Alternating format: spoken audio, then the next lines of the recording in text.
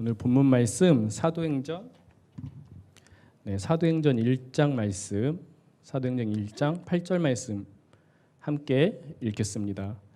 오직 성령이 너희에게 임하시면 너희가 권능을 받고 예루살렘과 온 유대와 사마리아와 땅끝까지 이르러 내 증인이 되리라 하시니라. 아멘. 저희는 계속해서 제자도에 대해서 이야기를 나누고 있습니다. 말씀을 나누고 있습니다. 지난 시간 너희가 성령이 너희에게 임하시면 이라는 본문을 가지고 우리가 오직 성령으로라는 주제로 말씀을 나눴습니다.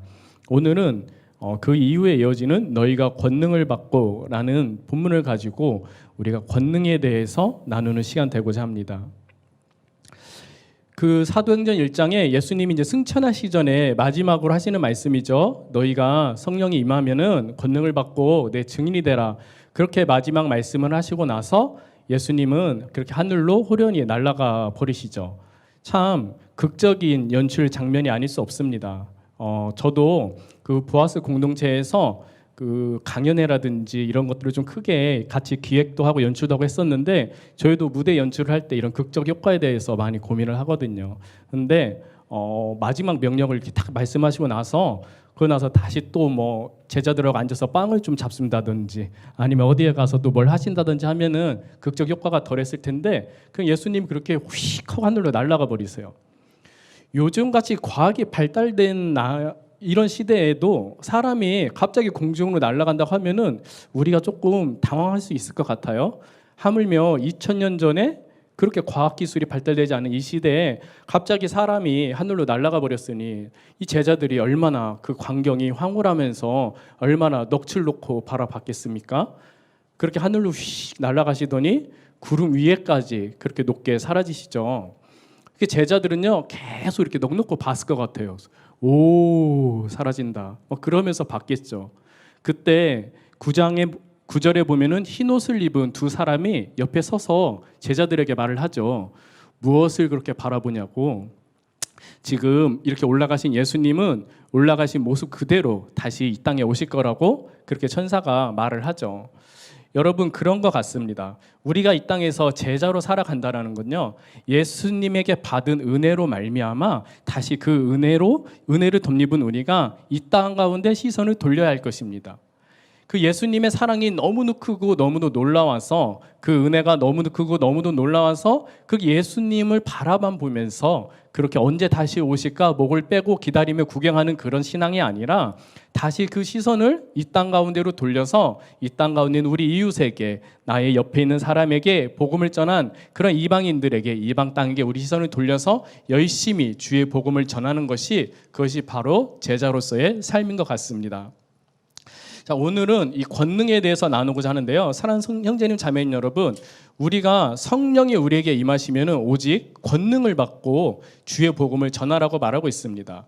이 권능이 있어야 우리가 아버지의 말씀을 전할 수 있다라고 명령하고 계시죠. 성경에는요 명령하시는 말씀이 있고 교육이나 권면의 말씀이 있습니다. 예를 들어서 그런 거죠. 우리가 제사 음식을 먹어야 되느냐라고 했을 때 가급적이면 먹지 말되 그것 때문에 너희의 이웃이 그 마음이 낙망할 것 같으면은 그럴 때는 좀 먹어라 라고 권면하고 있죠. 그런 것은 그냥 권면이고 가르침일 뿐입니다. 우리가 그 상황에 따라서 판별하고 판단하고 분별해야 될 말씀이죠. 하지만 오늘 이 말씀하신 것은 예수님의 직접 명령이에요. 성령이 너희에게 임하면 너희가 권능을 받으라고요. 우리는 때로는 이 권능에 대해서 권능은 어떠한 신실한 자들의 것이라고 착각하는 경우가 있습니다. 나 같은 일반 성도들은 그냥 열심히 교회 프로그램만 따라가주면 되고 저 권능을 행하고 권능을 받는 거는 무언가 믿음이 강한 특별한 사람들의 몫이라고 그렇게 생각을 하죠. 하지만 제자로 살아가는 우리 모두는 예수님의 그 명령에 따라 권능을 사모해야 할 것입니다. 우리가 우리의 삶 가운데서 성령 충만하여서 권능을 행하면 어떤 일이 생깁니까? 첫 번째 바로 회개가 일어납니다. 사도행전 3장에 보면은 베드로와 요한이 안증뱅이를 일으키는 권능을 행하게 되죠. 그러고 나서 사람들에게 담대하게 하늘나라의 복음을 전했을 때 그 말씀 사도행전 4장에 보면은 믿는 자의 수가 약 5천이나 되었다라고 말하고 있습니다. 이렇게 하나님의 권능은요, 그것이 나타났을 때 권능을 행하는 자나 듣는 자나 사람들에게 회개를 일으키게 하는 것입니다. 여러분들 죄는요 어두운 것입니다. 죄는요 가려진 것입니다. 거기에 빛 대신 하나님의 권능이 임했을 때 그런 모든 죄는 드러날 수밖에 없고요. 그런 모든 죄는 낱낱이 그 얼굴을 나타낼 수밖에 없습니다. 그래서 우리가 하나님의 권능이 나타나는 곳은 반드시 죄가 드러나고 회개가 뒤따르게 되어 있습니다. 여러분 혹시 인천에서 사역하시는 박보영 목사님이라고 들어보셨나요? 인천 마가의 다락방이라는 기도원을 운영하시는 목사님인데, 이 목사님이 본래는 굉장히 부유하신 의사 선생님이었는데 40이 넘어서 뒤늦은 나이에 예수님 인격적으로 만나고 주의 종이 되게 됩니다. 그렇게 안산의 어느 조그만한 지하에 교회를 개척하게 됐는데 오는 성도가 하나도 없어요. 그렇게 혼자서 몇 년을 기도 드리다가 우연찮게 1명, 2명 모이기 시작한 성도가 바로 동네 불량배 청소년들이었습니다. 도둑질을 하고 갈 곳이 없고 온갖 폭력을 저지른 그 청소년들이 그 집에 모여서 1명, 2명 살게 되는데요. 성편이 넉넉하지 않다 보니까 하루에 한 끼 라면을 간신히 먹으면서 그 추운 겨울에도 한가운데, 교회 한가운데 석유 난로를 피워놓고 그렇게 덜덜덜 떨면서 모든 청소년들과 함께 그렇게 자면서 생활했다라고 합니다. 그런데 이 아이들이 얼마나 못됐냐면은 그렇게 갈 곳 없는 사람들을, 갈 곳 없는 자기들을 성전에 데려와서 재워주고 먹여주고 하는데도 그들의 악한 습성 때문에 이 목사님을 그렇게 두들겨 패는 거예요. 자기들이 조금 기분 나쁘면 때리는데 우리가 생각하는 그 한두 대 때리고 이런 수준이 아니고요. 나중에 목사님이 피범벅이 되고 반신불수가 되고 또 나중에는 그들이 막 이렇게 못된 아주 가학적인 행위까지 해서 대소변도 제대로 못 가릴 정도로 온몸을 그렇게 뚫게 맞고 망가졌었다라고 합니다. 또 어떤 자매는 어린 여자아이인데 밖에서 임신을 하고 와가지고 선생님한테 둘러댄다고 우리 목사님 아이라고 그렇게 이야기하는 바람에 이 목사님께서 그렇게 선생님한테 손가락질 당하고 온 동네 사람들에게 손가락질 당했대요. 그렇게 어려운 가운데 있는데 이 목사님이 할 수 있는 게 무엇이 있었겠습니까? 아침부터 저녁까지 눈만 뜨면 하루 종일 기도만 하시는 거예요. 그냥 벌벌벌벌 그 추운 성전에서 하루 종일 기도만 하다 보니까 기도를 하면 어떻게 되죠? 성령이 충만해지고 하나님한테 권능을 받게 되는 거죠. 그렇게 이 목사님이 나중에 성령 충만해지고 권능을 받아서 그 권능을 행하였더니 그렇게 못되게 굴던 그 청소년들이요, 툭 하면은 칼 들고 나가서 사람을 찌르고 오고, 그렇게 사람을 찌르고 나서도 자랑인 것처럼 희죽희죽대던 그 청소년들이 목사님 앞에 자복하고 통회하며 엎드려서 회개하는 놀라운 역사가 일어났다고 합니다. 그렇게 회개한 청소년들이 이제는 다들 어른이 돼서 그 중에 대부분은 귀한 주의 종이 돼서 지금 그 기도원과 주변 교회를 열심히 섬기고 있다는 이야기를 제가 인천에서 계속해서 듣게 되었습니다. 이렇게 우리가 권능을 발휘할 때 그 가운데는 반드시 회개가 나타나게 되어 있습니다. 그래서 여러분들이 복음을 전하면서 내가 권능 없이 복음을 전한다? 그렇게 되지 않습니다. 우리가 날마다 성령 충만함으로 말미암아 권능을 발휘하면서 그렇게 복음 전하는 저와 여러분 되기를 간절히 소망합니다. 또 우리가 권능을 나타내면 어떤 일이 생깁니까? 사도행전 2장 44절에서 45절 말씀을 우리가 다 같이 한번 읽어볼까요? 사람마다 두려워하는데 사도들로 말미암아 기사와 표적이 많이 나타나니 믿는 사람이 다 함께 있어 모든 물건을 서로 통용하고 또 재산과 소유를 팔아 각 사람의 필요를 따라 나누어 주며. 아멘. 사도들의 43절에 보면은 그 사도들이 기적과 표적을 많이 나타나니 그 뒤에 일들이 생기죠. 어떻게 그들이 기사와 표적을 많이 나타냈는데 사람들이 그렇게 무언가를 통용하고 나누어 줍니까? 그들의 권능으로 말미암아서 그 사람들이 믿음이 강건하여진 것입니다. 이렇게 권능은 그 행하는 자나 그 권능을 받는 자나 그 옆에서 목격하는 자나 그 마음의 믿음이 강건해지는 놀라운 역사를 일으킵니다. 우리나라에 3대 대형교회라고 하죠. 우리 여의도 순복음교회가 있고 우리 바로 이 서초동 위에 있는 사랑의 교회가 있고 온누리 교회가 있습니다. 세 곳 다 목사님들이 얼마나 귀한 사역들을 하셨는지 모르겠습니다. 이 세 교회가 비슷한 것 같지만 조금 다른 부분이 있어요. 사랑의 교회는 우리 강남에 있죠. 온누리 교회는 용산에 있습니다. 어쩌면 이 두 교회는 소위 말해서 부촌이라고 불리는 그 지역 가운데 교회가 자리 잡혀 있습니다. 반면에 여의도 순복음교회는 지금은 여의도에 자리 잡고 있지만 그 시작은 저기 강북에 아주 가난하고 허름한 그런 천막촌 사이에서 거죽대기 하나 깔고 천막 하나 치워놓고 시작한 교회가 서대문에서 엄청난 부흥을 일으키고 나중에는 여의도까지 그 부지가 없어서 이전하게 되죠. 그 여의도에 왜 그렇게 많은 사람들이 모였습니까? 어떻게 해서 여의도 순복음교회가 그런 대형 교회가 될 수 있었습니까? 물론 어떤 사람들은 조용기 목사님의 메시지 때문이라고 그래요. 날마다 오직 긍정, 오직 긍정. 그러다 보니 그 긍정의 메시지 때문에 사람들이 모일 수밖에 없었다라고 이야기합니다. 어떤 사람들은 그 좋은 시스템 때문에 모였을 거라고도 이야기합니다. 하지만 어떤 긍정적인 메시지 하나 때문에 그렇게 많은 사람들이 모일 수는 없을 것 같습니다. 세계 3대 부흥이라고 하죠. 아주사 대부흥, 영국의 웨일스 대부흥, 그리고 한국의 평양 대부흥. 이거 세계 3대 대부흥이라고 하는데 그중에서 영국의 웨일스 대부흥이요. 그때 회심한 성도가 10만 명이에요. 근데 여의도 순복음교회 그 한 교회에서 가장 성도가 많았을 때가 80만 명입니다. 단순히 그 메시지 하나 때문에 그렇게 많은 자들이 한 교회로 모여들었을까라는 생각이 듭니다. 저의 생각은 그렇습니다. 그것은 바로 여러 가지 요인들이 있겠지만 제가 생각하는 그 중에 가장 큰 요인 중에 하나가 무엇이냐면은 바로 방언기도 운동이었던 것 같습니다. 방언기도를 한다라고 해서 성도가 모여드는 건 아니에요. 하지만 그 여의도 순복음교회에서는 성령 충만함을 외치면서 그렇게 방언기도를 강조하더라고요. 방언기도를 하면 여러분 어떤 일이 벌어지죠? 방언기도를 하면은 막 우리의 삶에 병이 낫고 이런 역사가 더욱더 많이 일어납니까? 그렇지는 않습니다. 방언은 성령이 주신 아주 좋은 은사지만 방언기도 자체만으로 어떤 놀라운 역사를 일으키는 것은 아닙니다. 그런데 이 방언기도 아주 유익함이 하나 있는데 그것은 바로 오랜 시간 기도할 수 있다는 거예요. 저도 이 교회 출석하면서 방언을 받고 나니까 1시간, 2시간, 3시간 소리내서 기도하는 게 그렇게 힘들지 않더라고요. 그래서 저가 청년부 시절에 매일 아침 6시부터 8시까지 날마다 아침에 2시간씩 많은 믿음의 청년들과 함께 얼마나 신나고 재밌게 기도하면서 시간을 보냈는지 모릅니다. 그렇게 함께 기도했던 그 청년들이 이제는 다도 성숙하여서 그 중에 태반은 주의 종이 되어 있고 그 중에 또 어떤 자는 우리 앞에 있는 김종현 선교사님처럼 귀한 주의 일을 하는 사람들로 이 땅 가운데서 살아가고 있습니다.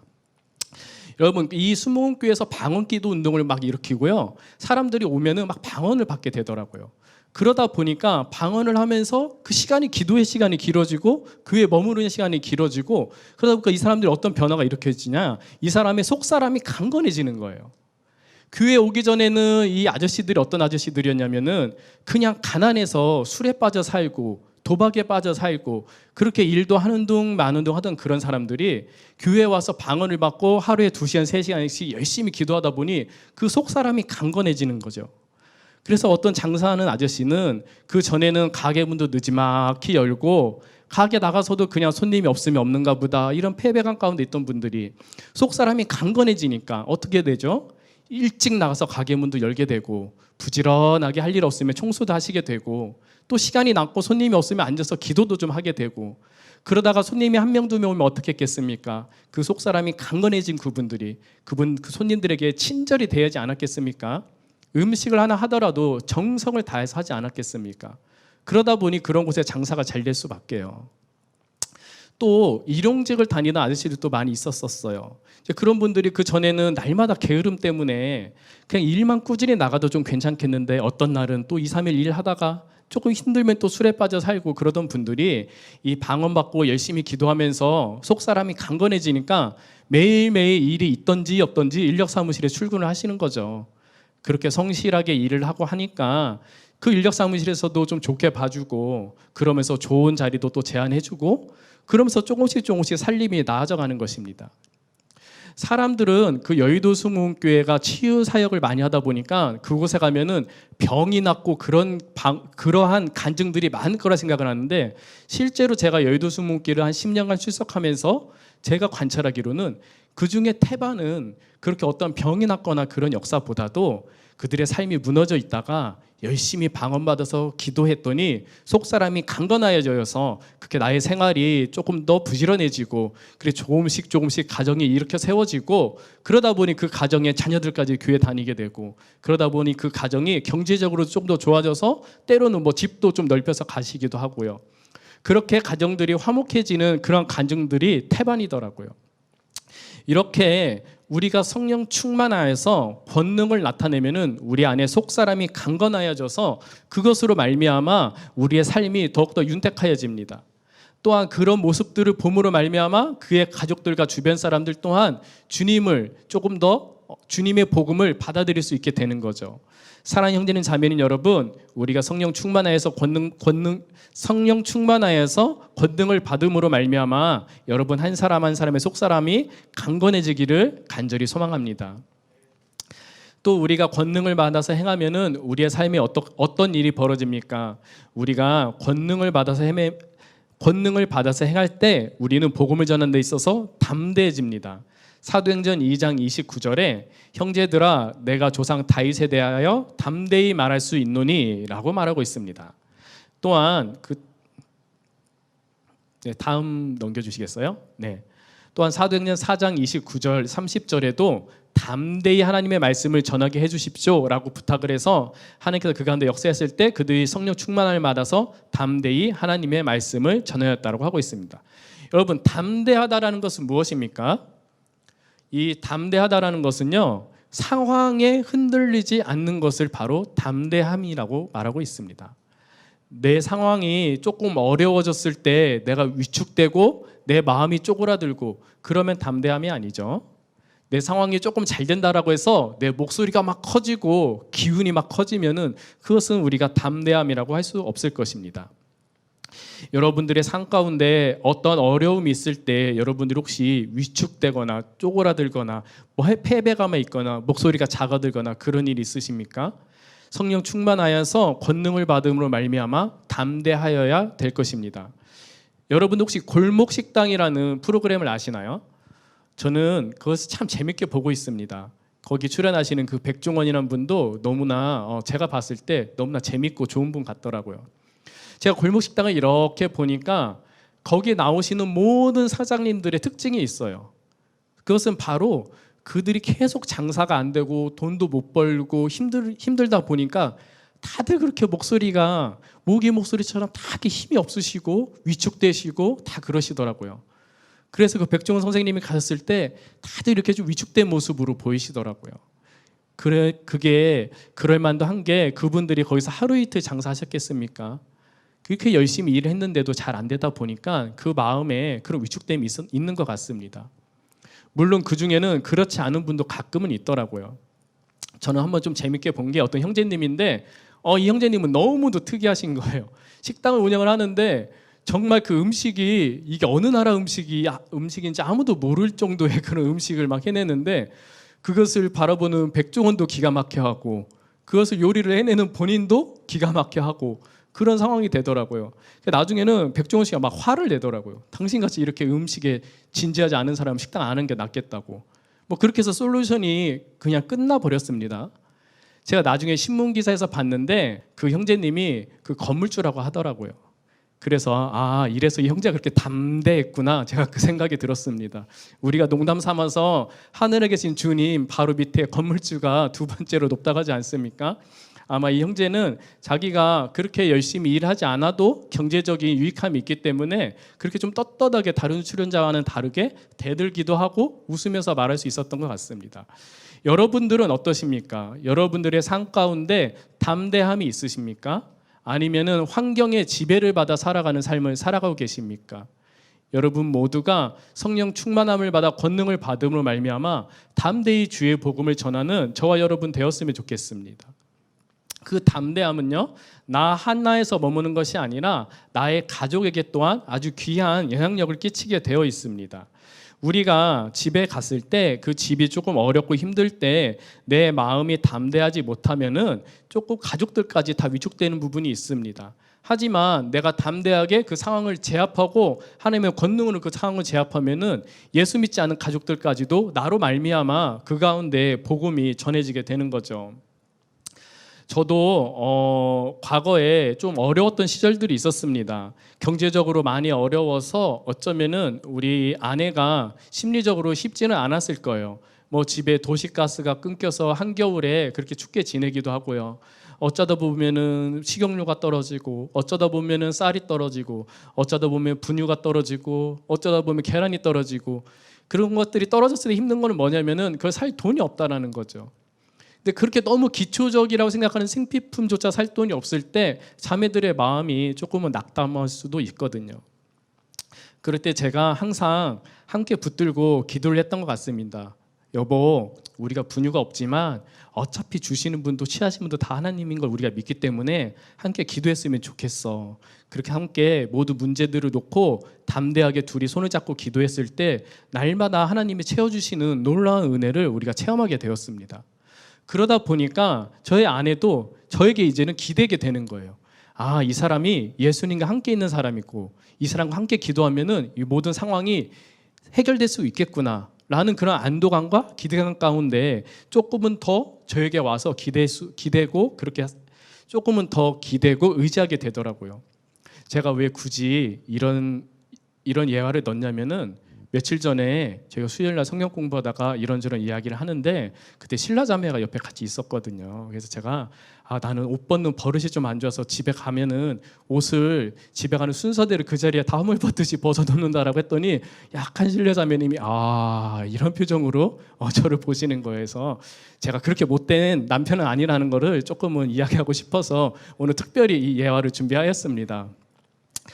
여러분들께서도 여러분들 가정 가운데 많은 어려움들이 있을 거예요. 특별히 여러분들 가족 중에 믿지 않은 가족이 있는 상황이 있을 겁니다. 그래도 그 중에서는 여러분들이 가장 신실하신 분들 아닙니까? 그러면은 집에 누가 아프거나 어떤 어려움이 있을 때 여러분들이 나서서 기도하십시오. 기도하셔서 그 가운데 성령 충만함으로 하나님의 권능이 나타날 때 그 가족들이 여러분을 신뢰하게 될 것입니다. 우리 사랑하는 자매 시온이하고 시은이가 성령 충만함을 받아서 우리 어머님을 위해서 권능으로 기도했을 때 우리 어머님의 허리가 깨끗이 나음을 받고 그 모든 가족들이 우리 시온이의 기도로 말미암아 예수 그리스도의 향기를 맡는 귀한 역사가 있기를 간절히 소망합니다. 제가 또한 이 가운데서 느낀 것은 무엇이냐면은 저희 가족들도 다 예수를 믿지 않은 가족이었거든요. 심지어 저희 집은 5가족이 모두 다 AB형이에요. 그래서 만나면 싸웁니다. 한 번도 의견이 일치한 적이 없어요. 야, 오늘 저녁은 삼겹살을 구워 먹자라고 이야기하면 그때부터 분쟁이. 누구는 식당에 가서 먹어야 된다. 누구는 집에서 먹어야 된다. 누구는 공원에 가서 먹어야 된다. 또 집에서 먹어도 누구는 후라이팬에 구워야 된다. 누구는 그 고기판에 구워야 된다. 누구는 전기판에 구워야 된다. 날마다 가족들이 사소한 걸로 얼마나 분쟁이 있나 모르겠습니다. 그래서 항상 저희 시댁에 내려갈 때면 이니자매가 이해할 수가 없다. 누구 말도 다 똑같은데 왜 저렇게 서로 의견이 다를까? 그렇게 좀 분쟁이 많고 그 감정선이 굉장히 많이 오가는 집이었던 것 같아요. 근데 그 가운데 제가 30살에 예수님을 믿고 이제는 조금 더 신실해지다 보니까 좀 담대하게 이제는 그 상황들을 제압할 수 있게 되더라고요. 무슨 말이냐? 어떤 문제가 생겼을 때 제가 나서서 기도를 하게 되는 겁니다. 집에 아이가 아팠을 때 기도를 하게 되고, 경제적인 어려움이 처했을 때 기도를 하게 되고, 그렇게 기도했을 때 하나님의 권능이 나타나서 그 문제들이 해결이 되니까 가족들이 이제는 서서히 저를 주목하더라고요. 그래서 무슨 일이 생겼다라고 하면은 또 우리 막내가 기도를 하나? 그렇게 주목하시게 되고요. 그러다 보니 어떤 변화가 있었냐면 몇 해 전에 그때도 명절에서 똑같이 차례상을 차려서 차례를 지내고 있는데 차례를 다 지내고 향을 끄시더니 우리 아버님이 상을 한쪽으로 밀어놓고 야, 이제부터 예배 드리자. 막내야, 예배 인도해. 그러면서 갑자기 차례상 앞에서 예배를 드리자고 하시더라고요. 그렇게 1년, 2년, 3년 예배를 드리다가 올 봄에는 아버님 갑자기 전화 오셔서 막내야, 나 이번 주부터 교회 다닌다 라고 그렇게 말씀을 하시더라고요. 집안에서 내가 성령 충만함으로 권능을 나타낼 때 이렇게 믿지 않는 가족들이 예수님의 형상을 볼 수가 있는 것입니다. 하지만 내가 권능을 나타내지 못하면요, 가족들조차도 예수님의 형상을 보지 못해요. 그런데 이 권능이라는 것은 어떠한 꼭 병든 자를 일으키고 어떤 놀라운 기적을 일으키는 것만은 이야기하는 것이 아니라 앞서서 말씀드린 것처럼 어떤 상황 가운데 담대함으로 기도하고 담대함으로 그 상황을 잘 이겨내고 지켜냈을 때 시간이 서서히 흐르면서 그 상황이 조금씩 극복되면은 사람들은 또한 그 역시도 저 사람이 기도해서 저러는구나, 저 친구가 예수님을 믿어서 그러는구나 라고 인정하게 되는 역사가 일어나더라고요. 사랑하는 형제는 자매님 여러분, 왜 우리 집은 온 가족이 신실하지 못할까? 왜 우리 집은 모든 가족이 예수 믿어서 그렇게 남들처럼 가정 예배 드리지 못할까? 그런 생각이 있으신 분 계십니까? 제가 이 자리를 빌어서 말씀드릴 수 있는 것은 그것은 어쩌면은 바로 여러분 때문일 수도 있습니다. 왜냐하면 여러분들의 가정에서 여러분의 한 사람 한 사람이 가장 신실한 가족이기 때문에 여러분들이 예수님의 형상을 나타내고 여러분들이 예수님의 담대함으로 권능을 나타내야 할 것입니다. 또 우리가 하나님의 성령 충만함으로 권능이 나타날 때 나타나는 담대함은 가정에만 머무르는 것은 아닙니다. 우리가 회사에서 회사 생활을 할 때도 마찬가지로 하나님의 권능으로 말미암아 우리가 담대히 복음을 전할 수가 있게 되는 거예요.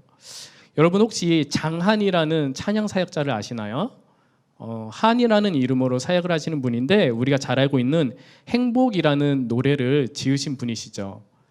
제가 얼마 전에 그분을 TV를 통해서 봤습니다. 그분이 그 라스트 싱어라는 프로그램에 나가서 1등을 하셨더라고요. 그리고 무슨 보이스 퀸인가 그런 데도 진출을 하셔서 굉장히 좋은 성적을 내신 걸 봤습니다. 그분이 인터뷰를 하시는데요. 왜 여기에 뒤늦은 나이에, 그분이 사모님이시거든요, 어떻게 참가하게 되었느냐라고 했을 때 어떤 말을 하셨냐면은 본인이 신랑이 섬기는 그 교회에서 청년들과 같이 열심히 찬양팀을 만들어서 연습을 하고 있대요. 그런데 어느 날 그런 생각이 들었다라고 합니다. 내가 저런 방송에 나가서 무언가 성적을 거두면은 우리 청년들이 조금 희망을 걸지 않을까? 이런 생각이 있으셨대요. 그래서 비록 뒤늦은 나이지만 용기 내서 참가 신청을 하게 되고 그 가운데서 1등을 거머쥐게 되었던 거죠. 그 자매님이 얼마나 기도했겠습니까? 그 목사님과 함께 얼마나 열심히 기도했겠습니까? 그게 열심히 기도해서 성령 충만함을 받아서 나아갈 수 있었던 거죠. 사실 이분이 처음부터 노래를 잘했던 건 아니더라고요. 그 보니까 예선에서 탈락을 해서 그 와일드카드로 패자 부활전이라는 데를 통해서 올라오시는데 모든 참가자들과 그 심사위원들이 꼴찌를 누구 뽑느냐 했을 때 저 장한희 씨가 꼴찌가 될 거라고 모든 사람이 지목을 하더라고요. 그런데 이분이 무슨 얘기를 했냐면은 내가 죽을 각오를 하고 연습하고 나왔다라고 인터뷰를 하시면서 나와서 노래를 하는데 노래를 잘 모르는 제가 들어도 너무도 아름답게 너무도 힘있게 노래를 잘 하시더라고요. 그렇게 해서 다시 패자부활전에서 올라와서 본선에 진출하게 되고 그곳간에서 우승을 거머쥐는데 그분이 방송에 나와서 노래를 하실 때 세상의 대중가요를 부른데도 불구하고 사람들의 마음에 위로가 가고 사람들의 마음에 울림을 주시더라고요. 그걸 듣고 있는 같은 참가자들도 울게 되고 심사위원들도 눈물을 흘리게 되고 그렇게 권능이 나타나니까 하나님의 권능으로 말미암아 그분이 우승할 수가 있었던 것 같습니다. 그리고 그렇게 우승하는 하나님의 권능으로 나타나면 말미암아 아마 그 교회 그 모든 청년들은 하나님이 살아계시는 분이시구나 라고 깨닫고 다시 한번 힘을 내서 그 믿음의 발걸음을 더욱더 갔을 것 같습니다. 얼마 전에 이분이 어느 기독교 프로그램에 나와서 인터뷰하는 것을 제가 보았는데 이분 또한 이런 담대한 복음 가운데 들어갈 수 있었던 거는 다 계기가 있었더라고요. 이분이 처음부터 처녀 때 예수를 믿었던 분은 아니시더라고요. 그 가수 지망생으로 열심히 소속사에서 훈련하고 연습을 하는데 너무 힘들었다고 합니다. 그럴 수밖에 없는 게 그 생존의 자리 아닙니까? 얼마나 많은 사람들의 핍박과 그 모든 노래 하나 춤 하나에 날선 지적들이 있었겠습니까? 그런 것들을 감당하면서 너무나 많이 힘들었다고 하시더라고요. 근데 어느 날 자기가 춤을 좀 보강하기 위해서 한 댄스 학원을 갔대요. 댄스 학원에 갔는데 거기에 그 선생님이 있었다고 합니다. 이 자매님 표현으로는 굉장히 막 옷도 짧은 옷도 잘 입고 라고 이렇게 표현을 하시더라고요. 아마 그냥 세상적으로 우리가 생각하는 그런 선생님의 모습을 띠고 있었다라고 표현하는 것 같습니다.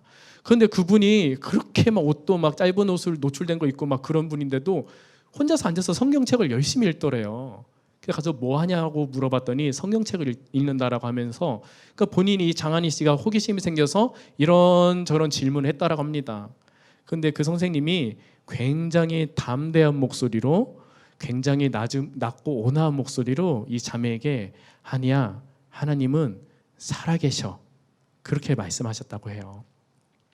본인도 예수를 안 믿었다가 그 선생님도 예수를 믿음으로 말미암아 그 자기의 삶이 이렇게 변화됐다라고 간증을 하시면서 하나님은 살아계셔라고 말을 했대요. 이 자매가 속으로 비웃었다라고 합니다. 많이 들어봤지 뭐 하나님 살아계시다고, 니들끼리 이야기야. 그런데 세월이 지나고 연습을 계속 하는데 이 선생님의 모습이 날마다 동일한 거예요.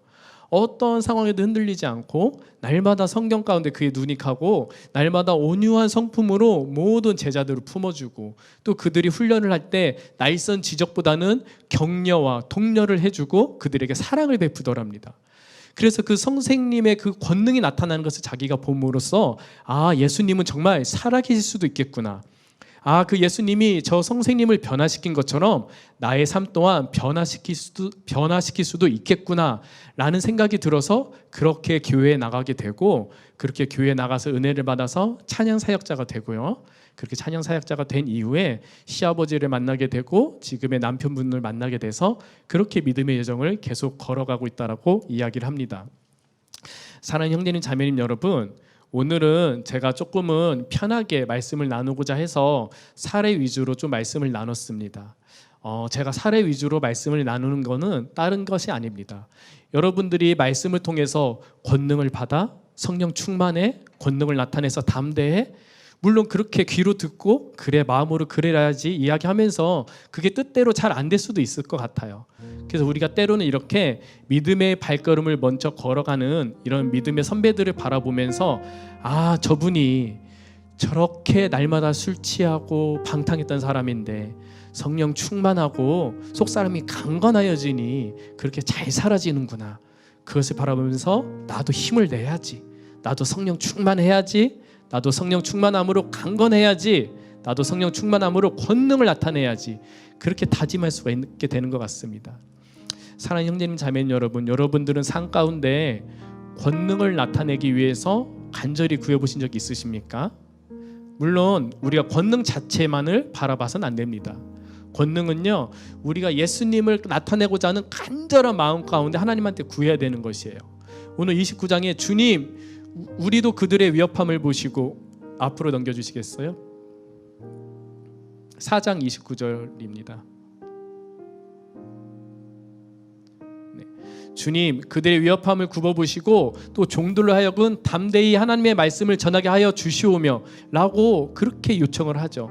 그때 하나님이 그들에게 권능을 부어줬을 때 그들이 그 권능으로 말미암아 온 무리가 다 성령 충만하여서 담대히 하나님의 말씀을 전하였다라고 증거하고 있습니다. 사랑하는 형제님 자매님 여러분, 담대하십시오. 성령 충만하십시오. 여러분들 삶 가운데 어떤 상황이 벌어지든지 성령 충만함으로 말미암아, 담대함으로 말미암아 그 상황들을 제압하여 나아갈 수 있는 저와 여러분 됐으면 좋겠습니다. 이 시간 찬양하실 텐데요, 여러분들 찬양하시면서 서원하는 기도 다들 하셨으면 좋겠어요. 우리가 제자도에 대해서 계속해서 나누고 있는데 과연 내가 제자가 될 마음이 있는가? 제자는 잘 훈련된 어떤 소수의 사람들만의 길이 아닌가? 그렇지 않습니다, 여러분. 우리가 예수님의 길을 따라간다는 것은, 예수님을 닮아간다는 것은 반드시 제자가 되어서 그 복음을 전하는 사명을 짊어지어야 되는 것입니다. 예수님의 삶을 구경하는 자로 천국에 갈 수가 없습니다. 예수님의 복음을 우리가 세상 가운데 담대히 전해야 되는 것입니다. 여러분, 구원에는 행위가 따릅니까? 구원의 값은 오직 믿음으로 가능합니다. 하지만 그 구원에는요, 행위라는 열매가 나타나야 될 것입니다. 그것은 어떤 행위입니까? 세상 가운데 우리가 제자가 되어서 담대하게 주의 복음을 전하는 행위가 우리들의 삶 가운데 나타나야 될 것입니다. 이 시간 우리가 찬양하면서 기도할 때 그런 기도했으면 좋겠습니다. 주님, 제가 제자로 살길 원합니다. 이 땅 가운데서 복음을 구경하는 자로 살아가지 않길 원합니다. 이 땅 가운데서 다른 위대한 자들을 구경하면서 그렇게 내 마음에 흡족한 기분을 느끼면서 살아가는 복음의 구경꾼 되지 않기를 원합니다. 내가 그 복음으로 충만하길 원하며 그 충만함으로 말미암아 사람에게 복음을 전하는 자 되기 원합니다. 우리가 그렇게 제자가 되기 위해서 서원하는 저와 여러분 됐으면 좋겠습니다. 찬양하시겠습니다.